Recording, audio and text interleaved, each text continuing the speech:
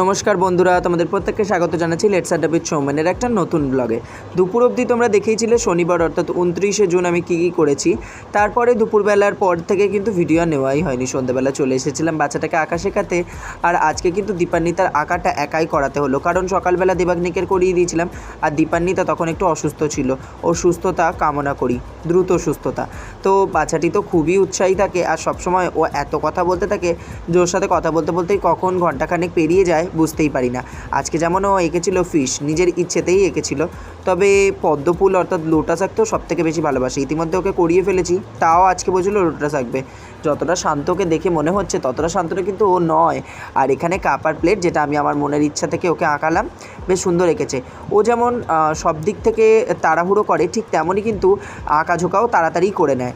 খুব একটা বলবো না যে পারে না, ও নিজে থেকে চাইলে সব কিছুই করতে পারে। একটু দুরন্ত বটে, বাচ্চা কাচ্চারা তো এমন হয়েই থাকে।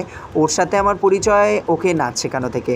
ওকে পাড়ার অনুষ্ঠানে নাচ করিয়েছিলাম, মানে শিখিয়ে দিয়েছিলাম, তারপর থেকেই ওর সাথে আমার পরিচয় বলতে পারো।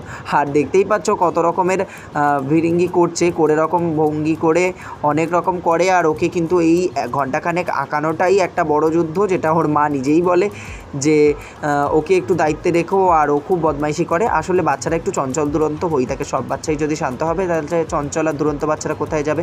এই রঙের ফিরিঙ্গিগুলো দেখে মনে হচ্ছিলো জীবনটাও যদি এমন রঙিন হতো বেশ ভালো হতো। তবে জীবনটা ওই সাদা কালোর ভিড়েই চলে যায়।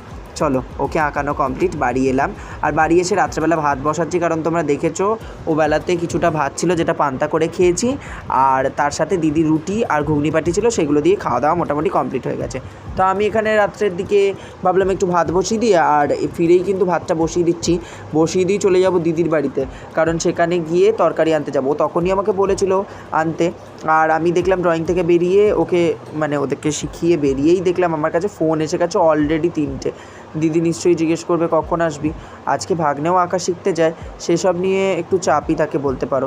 তো তার জন্য কিন্তু আমি চালটাকে বার করে নিলাম। আর এটা হচ্ছে রেশনের চাল, বা তোমরা যাকে অনেকে বলে থাকো না কন্ট্রোলের চাল, সেরকমও বলতে পারো। তো রেশনের চাল ছিল। তবে এই চালটা না গতকাল করেছিলাম, দেখলাম খুব তাড়াতাড়ি সিদ্ধ হয়ে গেছে। বাবা, কেনা চালের থেকে আর ভালো চালের থেকে এটা কিন্তু তাড়াতাড়ি সিদ্ধও হয়ে যায়। আসলে আমার না চাল নিয়ে অত রকমের ফিরিস্তি নেই যে এটা খেতেই হবে ওটা খেতেই হবে। আমি যে কোনো কিছু পেলেই খেতে পারি।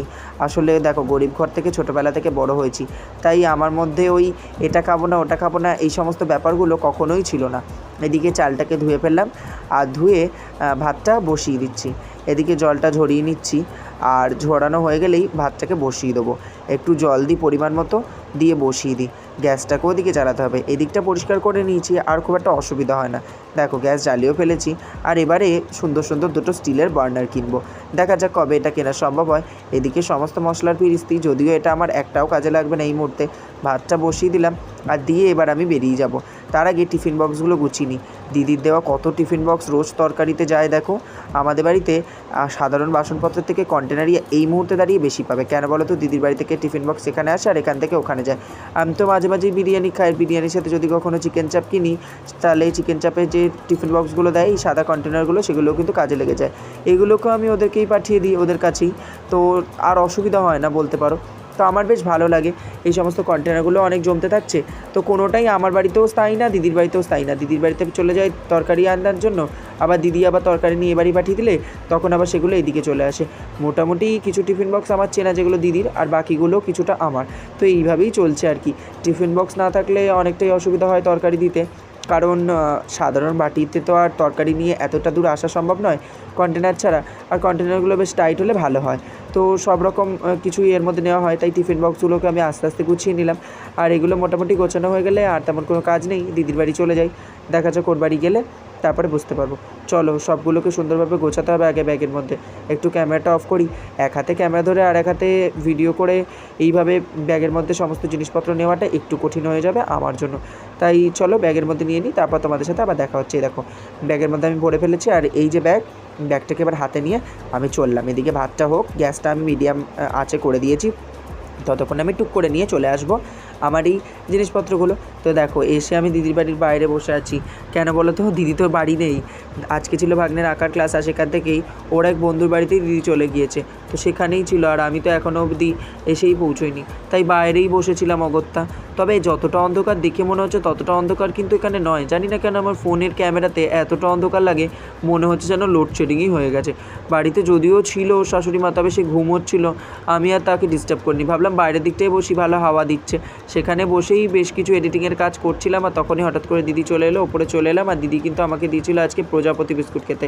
কতদিন পর যে প্রজাপতি বিস্কুট খাচ্ছি, ভুলেই গেছি জানো তো। আগে প্রায়ই খাওয়া হতো। আমার এক জেঠুর এই সমস্ত বিস্কিট, কেক আর লাড্ডু, গজা এইসবের বিজনেস ছিল। সে আমাকে যে কত ভালোবাসতো সেসবের গল্প একদিন তোমাদেরকে শোনাবো। তার কাছে আমি অনেকটা সময় কোলেপিঠে মানুষ হয়েছি।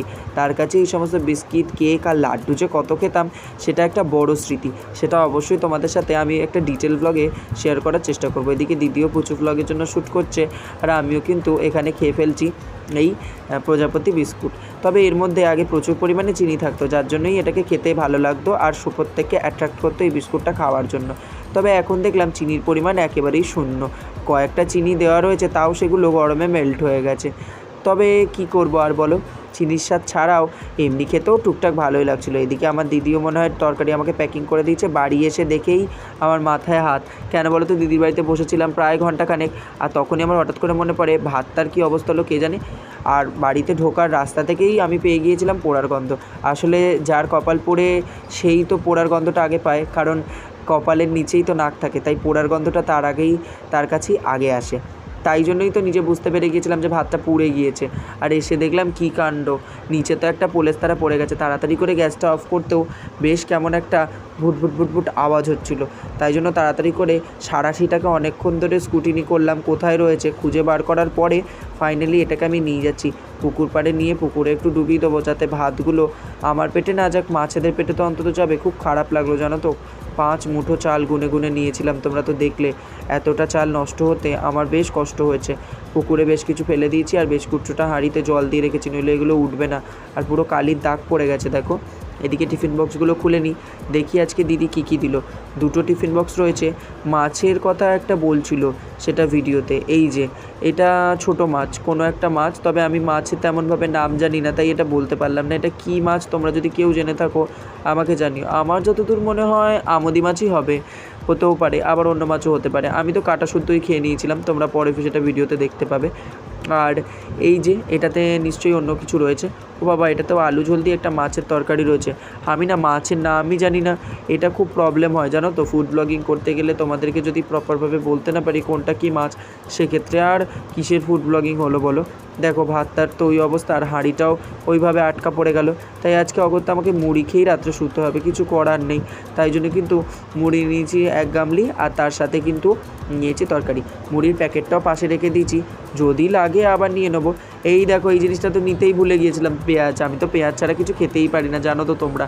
আর তার জন্য কিন্তু পেঁয়াজ নিয়েছি, 2টো গোটা পেঁয়াজ নিয়েছি। কেটে নিয়ে আমি যখন ফালি করেছিলাম 4টে হয়ে গিয়েছিলো। তোমরা ভেবো না আবার 4টে। আমি এত পেঁয়াজ খাই, এটা স্বাস্থ্যের জন্য ভালো কি খারাপ তোমরা যদি কেউ জেনে থাকো জানিও। শনিবার দিনটা আমার বেশ ব্যস্ততার মধ্যে সুন্দরভাবেই কেটে যায়। আসলে তোমাদের ভালোবাসাতে এত কিছু করতে পারছি।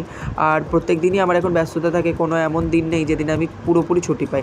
সানডেতেও আমার আঁকার ক্লাস থাকে, এখন আমি তো নিজেও আঁকা শেখাইও। আর তার সাথে সাথে বাকি দিন আমার টিউশন পড়ানো থাকে, তার সাথে থাকে আমার নিজস্ব অনেক কাজ, তারপরে ভিডিও এডিটিং। এত কিছুর মাঝে নিজেকে আর তেমনভাবে সময়ই দিতে পারি না। ঠিক আছে, এই ব্যস্ততা ভরা জীবনটাই কিন্তু বেশ ভালো লাগে। তোমাদের প্রত্যেকটা দিন কেমনভাবে কাটে আমাকে যদি পারো কমেন্টে জানাতে পারো। ভিডিওটা কেমন লাগলো অবশ্যই কমেন্টে জানিও, আর ভিডিওটা ভালো লাগলে এখনই সাবস্ক্রাইব করে দিও। লেটস আড্ডা বিচ। টাটা।